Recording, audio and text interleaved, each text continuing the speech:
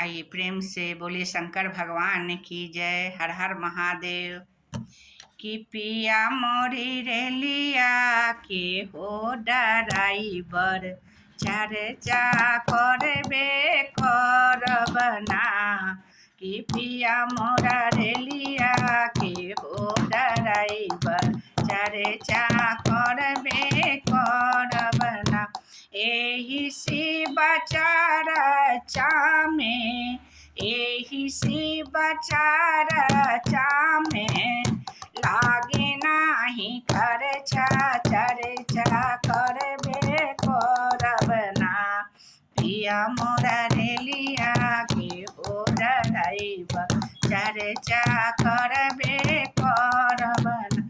चाहे सासु मरी है हमके चाहे गौरी आई है चर्चा करबे करबना। नाही छोड़ब शिव के चरजवा चर्चा करबे करबना।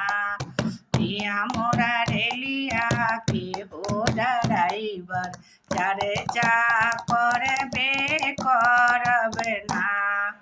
चाहे ननद गरिया दिहे चाहे मोर गोतिनिया चर्चा करबे करबना। हो चर्चा करबे करबना। शिव मोरा दिहले मांगा से नूरावा चर्चा करबे करबना। शिव मोरा दिहले गोदी में बालकवा चर्चा करबे करबना।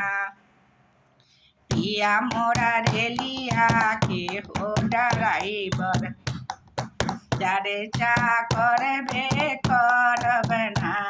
कि पिया मोरा रेलिया के हो डराइबर चर्चा करबे करबना। जय भोलेनाथ। हर हर महादेव।